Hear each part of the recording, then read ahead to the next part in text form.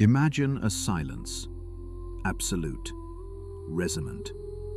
A silence that has endured for 3,500 years, a stillness that carries the weight of millions of tons of sand.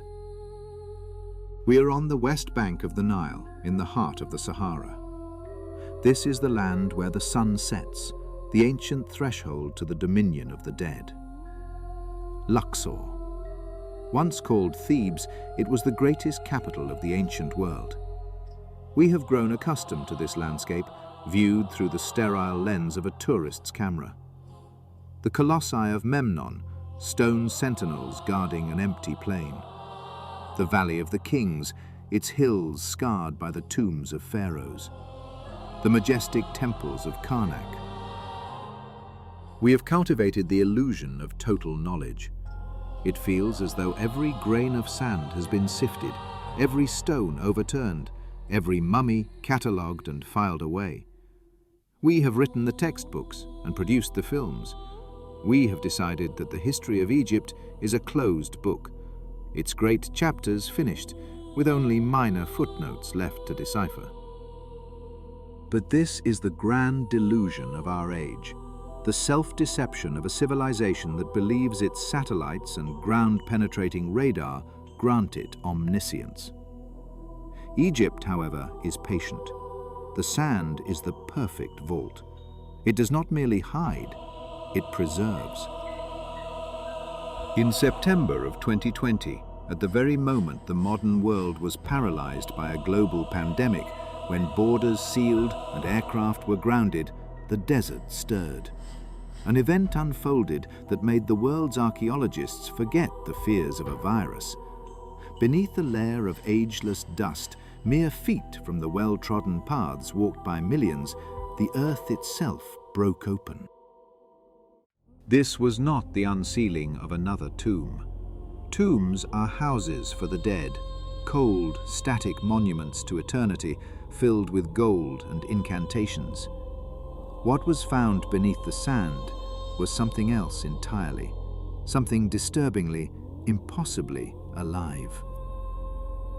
It was a time capsule, not a metaphor, but a physical, hermetically sealed fragment of reality, locked away in the 14th century before the Common Era.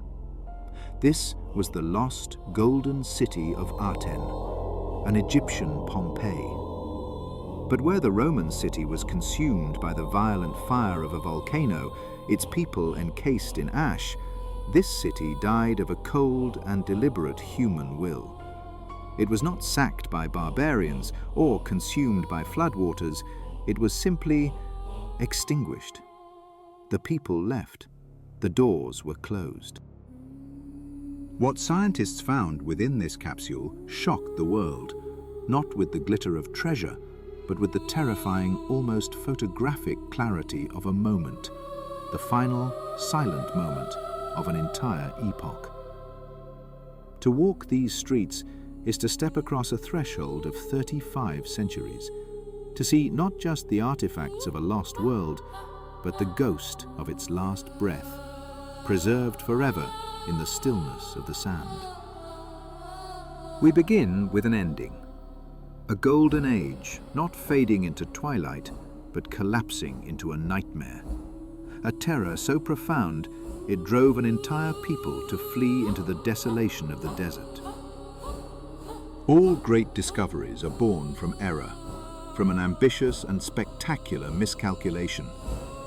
Dr. Zahi Hawass, the legendary Egyptologist, the man beneath the iconic fedora, the veritable pharaoh of archaeology, was not looking for a city. His quarry was death. He was hunting for the lost mortuary temple of the boy king Tutankhamun. His logic was ironclad, forged over decades spent deciphering the topography of the Theban necropolis. The temple, he reasoned, had to lie within a strategic triangle of land, a forgotten void between the mortuary temple of Ramesses III at Medinet Habu and the temple of Amenhotep III, from which only the colossal statues of Memnon still stand guard.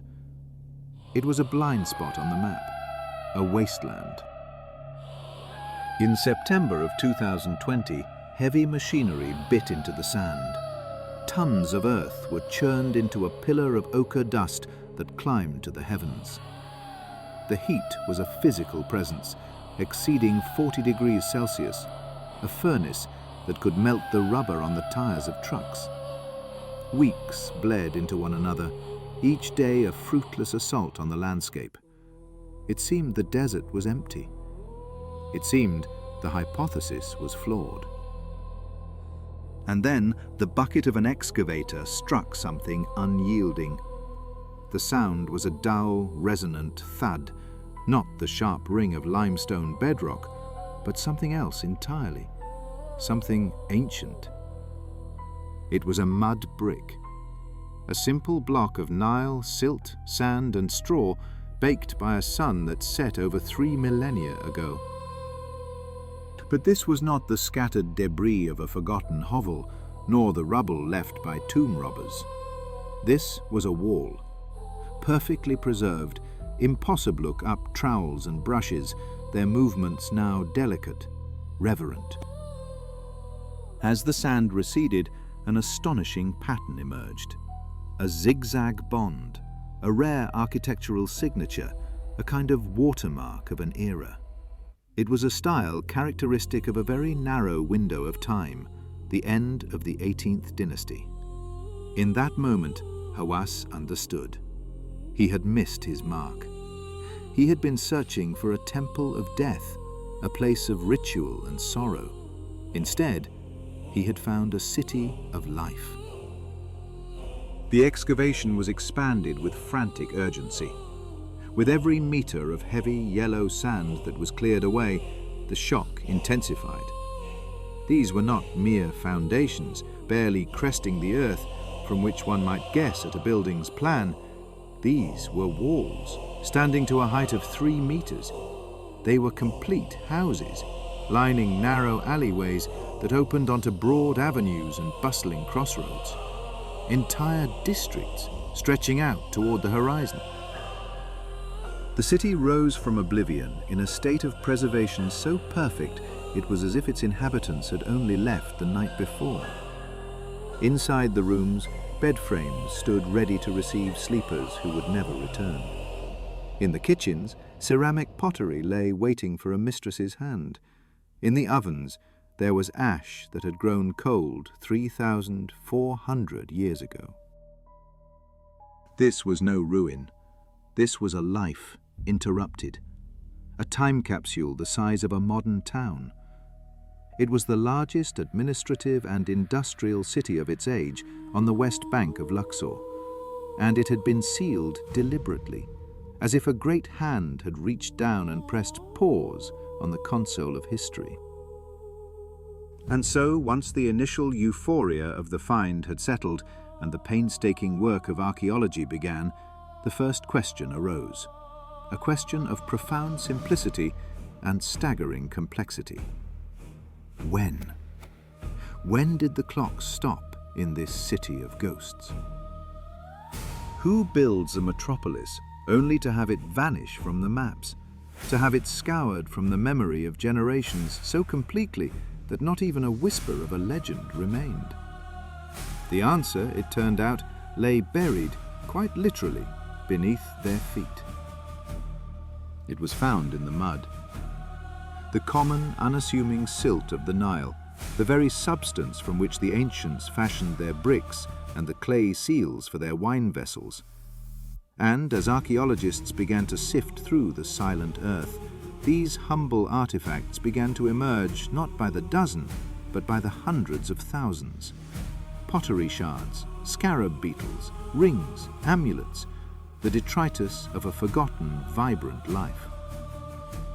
On so many of them, a single recurring mark appeared, a hieroglyphic cartouche, the sacred oval that protects a royal name, and etched within it a proclamation of power, Neb-Mat-Tre, the throne name of Amenhotep III.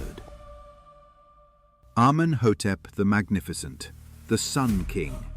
He was the 9th ruler of the illustrious 18th dynasty, grandfather to the boy king Tutankhamun and father to the revolutionary Akhenaten. He was the man under whose reign the Egyptian empire reached the absolute unattainable zenith of its power, its wealth, and its international influence. This was a golden age, a time when tribute flowed into Thebes from every corner of the known world, from the glittering gold mines of Nubia to the fragrant cedar forests of Lebanon. An epoch, according to the letters of foreign kings found in the Amarna archive, when gold in Egypt was considered cheaper than the dust of the road. This lost city was his creation. It was his royal residence, his administrative heart, his ultimate expression of pride. Aten Chen, the dazzling Aten, is what the ancient texts called this place. And now its physical body had been found. It was a metropolis built to serve the sprawling Malkata Palace nearby, a living, breathing organism of empire. Here dwelled the master craftsmen, the jewelers whose work would dazzle the world, the weavers, the administrators, and the priests who maintained the cosmic order. But this raises a more profound question. Why was a thriving city, the economic engine of an empire at its peak, simply abandoned? Why did its people walk away, leaving behind their valuable tools, their stores of food, and even the sacred amulets meant to protect their homes? This was no panicked flight from an invading army. The walls bear no scars from battering rams or catapults. The earth is not scorched by the fires of a final, desperate assault. The streets are not littered with the skeletons of defenders who fell with weapons in hand.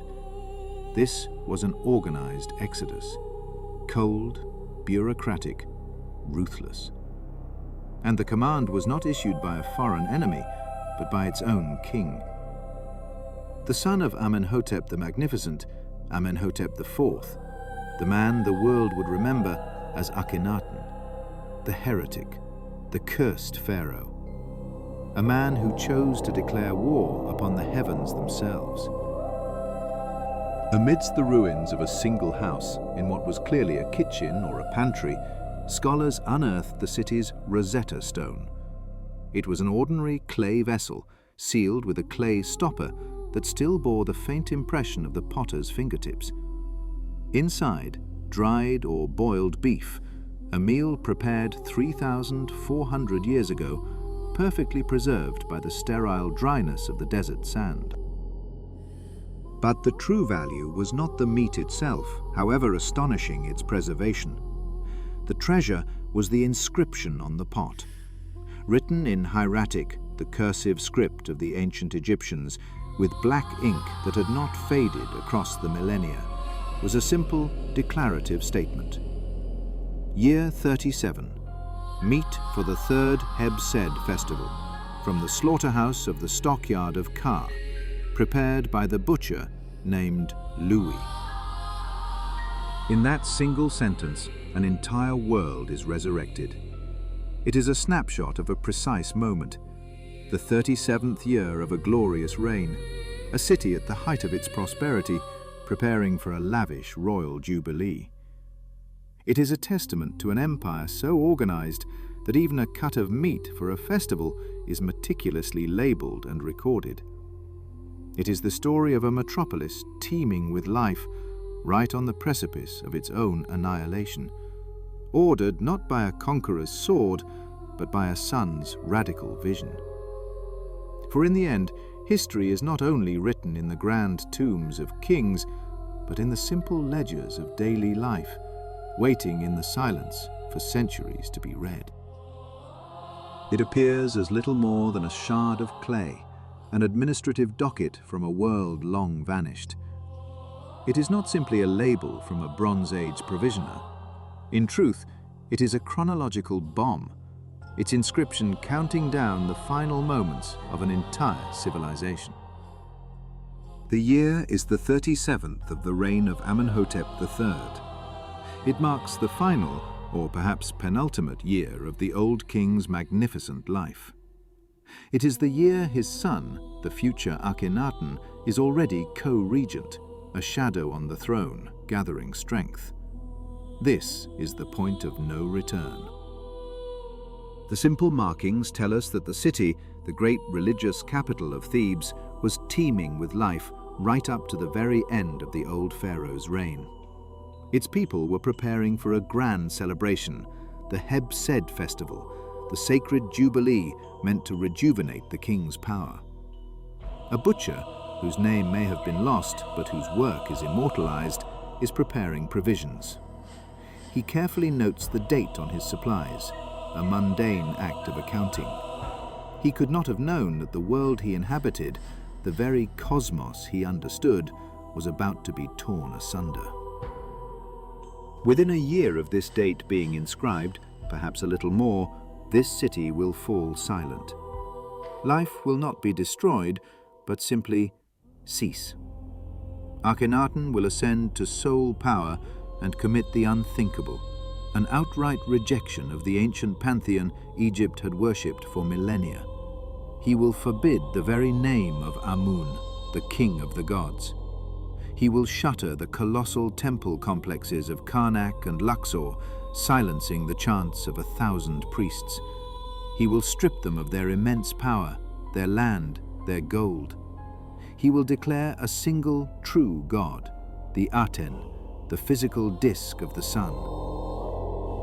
And then he will issue the command that will shatter the spine of tradition. The entire population of this opulent metropolis, this paradise on the Nile, is to be uprooted.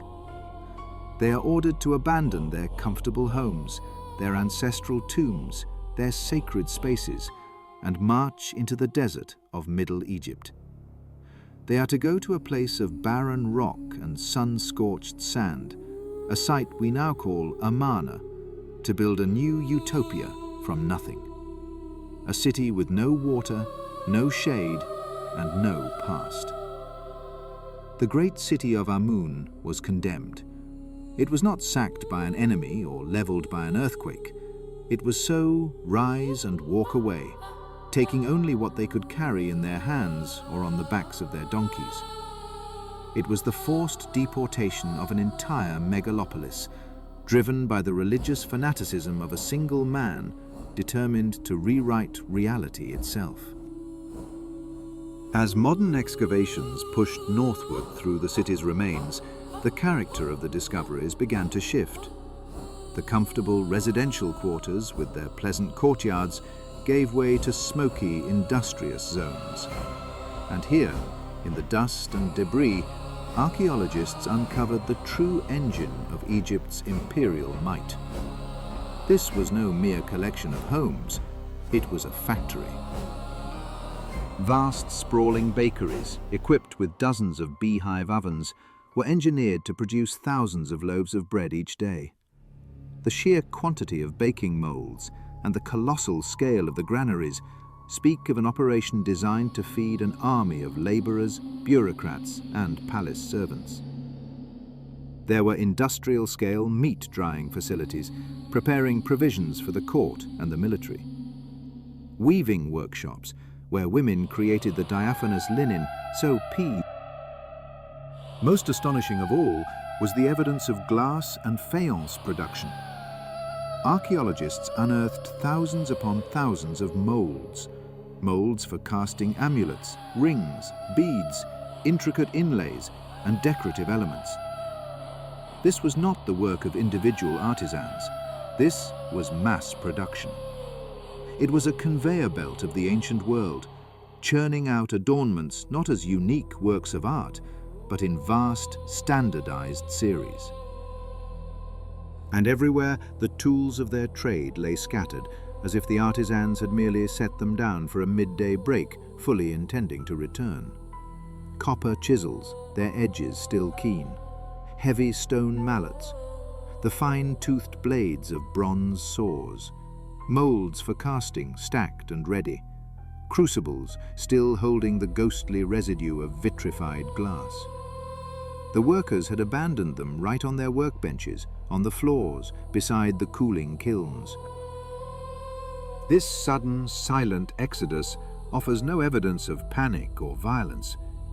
It is the chilling physical proof of absolute power. The tools were not packed away, they were dropped. The fires were not banked, they were left to die out. An entire world of craft, commerce, and daily life was frozen in a single obedient moment. It stands as a testament to the terrifying fragility of a civilization, a reminder that even the most powerful and permanent of worlds can be unmade not by war or disaster, but by the sheer force of a single revolutionary idea. It speaks of a blent world. A tool was not a mere possession, it was bread. It was the guarantor of life, the singular means to earn a wage. The heft of a bronze chisel, the familiar grain of a wooden mallet, these were extensions of the self, objects of immense value, acquired over a lifetime. To cast them aside was to walk into the unknown with empty hands, to willingly embrace destitution. And yet they were cast aside. The pharaoh's decree was absolute, a divine command that echoed through the workshops and villas with the force of a tidal wave. To resist was not an option, it was a sentence of death. In the excavated remains of one such workshop, archaeologists found a single, haunting piece of evidence, an unfinished amulet. The artisan had begun to incise a line into the hard stone, a gesture of creation and faith. But the line stops. The carver's hand, guided by years of practice, was halted mid-stroke. That single interrupted gesture, that scar in time, speaks more of the Exodus's tragedy than any surviving papyrus scroll. It is the signature of a city's instantaneous death. The order was simple and final. Rise and walk away. Now. But as the sands of centuries reclaimed the silent avenues, they did not cover a city entirely empty. Beneath the surface, archaeologists began to uncover anomalies, disturbing burials that violated every known canon of Egyptian funerary practice. Inside one house, directly beneath the packed earth of the floor, they found a skeleton in a shallow, hastily dug pit. This was no ritual burial. There was no sarcophagus, no linen wrapping to preserve the body, no sacred orientation toward the afterlife. The individual lay in an unnatural pose, a posture of constraint. The hands were stretched along the body, but the knees were bound together. The rope itself had long since returned to dust, a faint organic stain in the soil, but the bones told their own story. The tibias, the shin bones, were pulled violently together, held in a grip that had outlasted flesh and sinew. There were no grave goods, no protective amulets, no jars of food for the long journey into the underworld, and, most terrifying of all, no name inscribed anywhere. For an ancient Egyptian, this was the ultimate horror. To be nameless was to be erased from eternity, to suffer a second, more profound death in the afterlife. This person was not buried, they were disposed of. This single desecrated body is a dark stain on the golden tapestry of the Amarna period, a brutal counter-narrative to the city of the sun god Aten. It is a stark reminder of the cruelty that festered within this supposed totalitarian paradise. Who was this forgotten soul? A criminal? A captive? Or a victim left as a chilling warning to others? Perhaps a scavenger, a looter who dared to return to the ghost city to profit from the exodus, only to be caught by the guards who still patrolled its perimeter. The result? A swift, unceremonious execution. Or was it something more? Was this the final resting place of a dissenter? A man who refused to leave his home, who looked upon the mad command of his god-king Akhenaten and uttered the one forbidden word, no. A dissident of the Bronze Age who chose to remain and was executed for his defiance, his own home becoming his tomb, his floor, his final unmarked headstone. The violence inflicted upon this one individual finds an echo in the very stones of the city itself. The architecture is dominated by its famous sinusoidal walls, well of engineering, more stable against the desert winds and the pressure of the earth, a design that saved precious bricks by eliminating the need for supportive buttresses. But this design served another, colder purpose: control.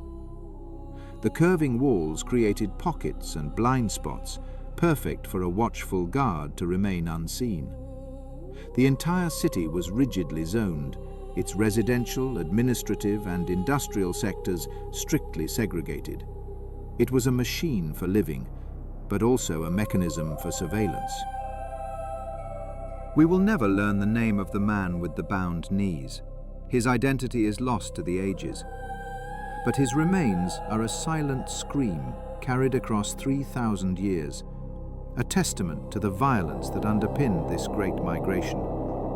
They are proof that even in a city built as a paradise for a new god, the old human realities of coercion, cruelty, and defiance could not be walled out. They were simply buried, right under the floor, waiting for the sands to shift and the truth to be unearthed. The arteries of this city were deliberately constricted, the passages between its mud brick walls kept narrow and meticulously controlled. To enter the administrative heart of the district, where the grain reserves and the state's wealth were stored, one had to pass through a single gate. To leave, a single exit. Both were watched over by a permanent guard. This was not the architecture of a community, it was the architecture of a regime. Here, the authorities monitored the movement of every worker. They accounted for every portion of bread, every ingot of copper, every vessel of grain. This place, known to its inhabitants as the Golden City, was far more than a place to live. It was an opulent labor camp, a gilded cage constructed in the desert. Its people worked for the pharaoh, they ate from the hand of the pharaoh, and they offered their prayers to the pharaoh. Their entire existence was woven into this intricate tapestry of state-run distribution, a system that gave life, but also held the power to take it away. And so, when the pharaoh Akhenaten decided this city was no longer part of his grand vision, its fate was sealed with chilling efficiency. The gates were closed, the supply lines were severed, the order was given: leave. The foundational pillar of their society, the distribution system, crumbled overnight, and the people were rendered utterly helpless, marooned in a desert of royal decree. Amidst these ruins, archaeologists unearthed a treasure. But it was not the gold so often sought by adventurers and plunderers. The gold, too valuable and too strictly accounted for, was almost certainly taken by the state that had once provided it. What they found was a treasure of domestic history, a story sealed in clay. It was a vessel filled to the brim with cooked meat, 10 kilograms of choice beef, ribs, choice cuts, and tenderloins, all carefully prepared and submerged in a layer of fat for preservation. On the jar, a hasty inscription, scrawled by the hand of a scribe, gave a simple, poignant dedication: meat for the festival. But the festival never came. The meat was never eaten. It was hidden, or perhaps forgotten, in the frantic turmoil of the Exodus. There it lay for 3,400 years, awaiting a feast that history had irrevocably cancelled. In another house, tucked into a corner and covered by the slow drift of sand, they found the remains of a wooden chest. The timber had long since surrendered to decay, but its contents had endured. Inside, lay a cache of semi-precious stones: carnelian, amethyst, turquoise, and lapis lazuli, the raw materials of a jeweler's craft. Unworked stones and unfinished beads, a fortune in potential beauty. Why was it left behind? This was currency, this was wealth. Amethyst and lapis lazuli were not native to Egypt. They were treasures carried across vast, unforgiving landscapes, and they were expensive. The answer can only be one of haste, of panic. The logistics of relocating an entire population on a national scale, of moving them to the new capital of Akhenaten, was a waking nightmare. It was chaos, confusion. Baggage allowances would have been brutally enforced. In this maelstrom, possessions were lost. People were lost. The very meaning of their lives was cast into doubt. The rings, the scarab amulets, the fine ceramic vessels painted with exquisite detail, the children's toys and simple fishhooks, all of it was abandoned, left to be sea into the unknown beneath a punishing sun. Yet the city's story did not end there. This time capsule possesses two distinct layers, two horizons of memory. The first is that sudden, violent freeze frame of the Exodus under Akhenaten. The second is the moment of a timid, partial return. Approximately 17 years after the death of the heretic king, his son, the young Tutankhamun, then still known as Tutankhaten, found himself bowing to the immense pressure of the priesthood and the precarious state of the empire. The great religious experiment had failed. The nation was fracturing at its seams. Tutankhamun abandoned the cursed city of Amarna, now a ghost town haunting the desert, and returned the court to Thebes. And with him, some of the people returned. They came back to the familiar walls of the Golden City, not to reclaim a glorious past, but to piece together the fragments of a life so abruptly shattered. They walked once more through streets that held the echoes of a feast that was never held, and a future that was never realized, searching for continuity in the ruins of absolute power. Upon the ruins, a new layer of life took root. Over the dust and wind-blown sand that had settled during years of abandonment, archaeologists uncovered the ash of new fires.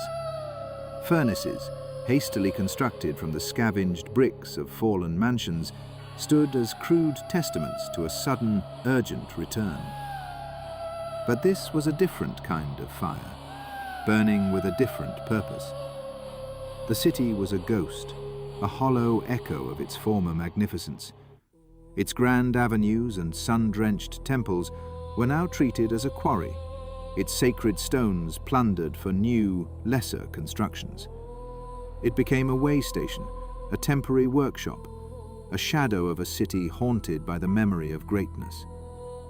The vibrant atmosphere of celebration had curdled into one of profound decay. It is here, within these decaying walls, that the boy pharaoh Tutankhamun may have spent his final days, poised between a move to the traditional capital of Memphis or the finality of death itself. For in this ghost city, the great workshops stirred once more. The forges were relit, not to forge the implements of life and worship for a new god, but to serve the inexorable demands of the afterlife. They were awakened to create the incredible, unparalleled funerary treasures for a boy king, the same hoard of wonders that Howard Carter would unearth more than 3,000 years later. This city, born from a dream of life under the sun, became a vast antechamber to a tomb. It produced a river of gold for a dead man, and then, its final task complete, it died itself, finally and completely buried by the shifting sands of time and the relentless floods of the Nile. In the city's northern reaches, the administrative heart of the revolution was unearthed. Here the elite had lived. 3 great palaces, with their colossal columned halls and soaring ceilings, opened onto spacious courtyards paved with intricate tiles. The walls, coated in a thick layer of fine plaster, were a canvas for breathtaking frescoes. They depicted a world teeming with life. Birds taking flight from dense papyrus thickets, lotus flowers blooming in impossible blues, and dynamic scenes of the hunt, all rendered in a palette of vibrant red, yellow, and cobalt. Yet even here, in the lap of luxury, destruction reigned. And this was not the slow work of time, but the swift, deliberate act of ideological fury. The faces of the royal family on the frescoes were systematically hammered away. The names of their god, the Aten, were meticulously erased with the cold edge of a chisel. These are the scars of a religious war, a cold civil war that tore the soul of Egypt in two. When the heretic pharaoh Akhenaten established his monotheistic cult, he had commanded the name of the old god, Amun, be obliterated. His agents swarmed across the land, hacking the hieroglyphs from temple walls, even erasing the name of Amun from the cartouche of his own father. But when Akhenaten died, the old order returned with a vengeance. The priests of Amun, restored to power, began their own campaign of erasure. They sought to expunge the memory of the heretic, a systematic damnatio memoriae. They smashed his statues, shattered his temples, and chipped away his name and the name of his god wherever they were found. This city became a battlefield of memory. Its walls preserved the wounds of this ideological slaughter, a time capsule capturing the moment Egyptians went to war with their own history, erasing the names of fathers for the sake of sons, and sons for the sake of gods, in a relentless cycle of retribution and forgetting. Modern science, however, allows us to peer deeper than the archaeologists' trowel. DNA analysis of remains found in the cemeteries surrounding the city reveals a startling truth. The population of this revolutionary capital was profoundly heterogeneous. These were not only ethnic Egyptians. Here lived Nubians from the south, Asiatics from the east, Syrians and Canaanites, Libyans from the west, and even people from the distant isles of the Aegean Sea, Minoans or Mycenaeans.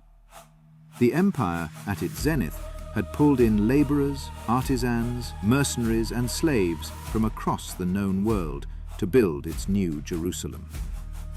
This grand experiment was not just the vision of one man. It was a global metropolis, a melting pot of cultures and peoples, all drawn into the orbit of a single, radical idea. The city's fall was not just the end of a dynasty, but the collapse of a world built on a dream, its diverse voices silenced by the returning silence of the desert. It was a Babylon on the Nile, a cosmopolitan crucible where cultures and peoples dissolved into one another. The genetic diversity unearthed from its graves confirms the status of this Egyptian superpower, a true global center of its age. But the bones of its people tell a different story. They speak of the terrible price of this greatness. Here we find arthritis not in the elderly, but gripping the joints of the young. We see the silent testament of severe spinal trauma, of limbs fractured and crudely healed. The skeletons bear the unmistakable marks of a lifetime spent carrying heavy loads, burdens borne upon the head and back until the very cervical vertebrae became deformed under the strain. The people of this golden age were worked to the point of breaking. Their bodies, twisted and misshapen by unbearable labor, are a permanent record of their struggle. The average life expectancy was a grim 30 to 35 years. Behind the facade of gold and lapis lazuli churned a remorseless engine of exploitation, grinding human lives into dust for the glory of a pharaoh. This time capsule preserved not only the exquisite vases and intricate jewelry, but the chronic pain of those who made them. It preserved their illnesses, and it preserved their premature deaths. How could such a place, a city of mud brick and dreams, survive so perfectly? It is better preserved than almost any other settlement in ancient Egypt, rivaled perhaps only by the workers' village of Deir el-Medina. The answer lies not in human design, but in a conspiracy of geography and the caprices of nature. The city was constructed in a low-lying basin at the foot of the great Libyan cliffs. After it was abandoned, a swift burial began. Sand, carried not merely by the wind, but by powerful mud flows, descended upon it. Rare yet cataclysmic downpours in the desert unleashed flash floods, torrents that washed clay and sand down from the mountains. This liquid shroud engulfed the city, filling its streets, pouring into its homes. The slurry of clay and sand acted as a perfect seal, entombing the metropolis in a moisture could not penetrate. The sun could not bake and crumble the masonry. Walls of simple sun-dried brick, a mixture of Nile silt and straw that would normally erode in a few centuries, have stood here for 3,000 years. In some places, they still rise to a height of 3 meters. For the archaeology of settlements, this is a miracle. Normally, excavators find only the faintest footprints of foundations. Here we do not trace the ghosts of walls. We walk on the very streets they walked. We pass through doorways that have waited 3 millennia for another visitor. We see the niches carved into the walls where oil lamps once flickered, casting shadows on long-vanished faces. It is a Pompeii effect, yet born not of fire and ash, but of silence and sand. Not a city frozen in a moment of death, but in a moment of sudden, total oblivion. Preservation by forgetting. The ultimate irony is that the curse of Akhenaten, the very decree that forced its people to leave, is what saved this city for us. Had they remained, they would have done what all living communities do. They would have rebuilt. They would have torn down old walls to erect new ones, laying new foundations upon the old, creating a dense cultural layer that would have buried and destroyed the original city forever. It survived for us precisely because it was condemned to die young. The discovery of this lost golden city is more than a scientific triumph, more than a treasure trove to fill museum halls. It is a mirror. And in its polished surface, we see a reflection of ourselves. We see the profound fragility of civilization. Here was a sprawling, prosperous metropolis, the apex of technology, art, and culture of its time, the center of its known world. And yet it was emptied, abandoned, and erased from memory in the space of a few short years, all because of the political will of a single leader and a seismic shift in ideology. It forces us to ask a chillingly simple question: how quickly could our own world fall? In 3,000 years, what will remain of our sprawling cities, our glass towers, our private homes? Will it be veins of plastic, skeletons of concrete, or merely dust carried on the wind? Here, buried beneath the dunes, lies a warning etched in silence. It is a testament to a chilling truth, that no quantity of gold, no fortress wall, no imperial might, no pantheon of gods can ever guarantee permanence. An entire civilization can be extinguished in a single moment. The intricate systems of commerce can collapse, the arteries of logistics can seize, and the sand can reclaim the streets.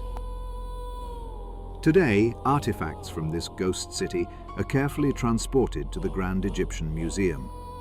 They will take their place beside the glittering treasures of Tutankhamun. But they do not speak of glory. They tell another story entirely. Not a saga of kings and deities shining in eternity, but the humble chronicle of ordinary people. The weaver, the glassblower, the artisan, men and women who awoke one morning to discover their world had been cancelled, that their house was no longer a home. They were ordered to. We have only just begun to read this message sealed by the desert. A mere 1/3 of the city has been coaxed from its sandy tomb. What still lies in the remaining portion, entombed beneath millions of tons of sand? Archives of papyrus, forgotten libraries, administrative records that could illuminate a lost economy, or new, heartbreaking evidence of the tragedy. The sand relinquishes its secrets slowly, centimetre by centimetre. And with each new discovery, the picture of their last days becomes more vivid, more dimensional, and more terrifying. We can almost feel their fear, their frantic haste, their clinging hope of a return that would never come. In the stillness, we can hear the echoes of their footsteps on empty avenues. History is not dead, it merely sleeps, waiting for a patient hand to brush away the dust of ages, so that it may finally speak again with the voices of the forgotten.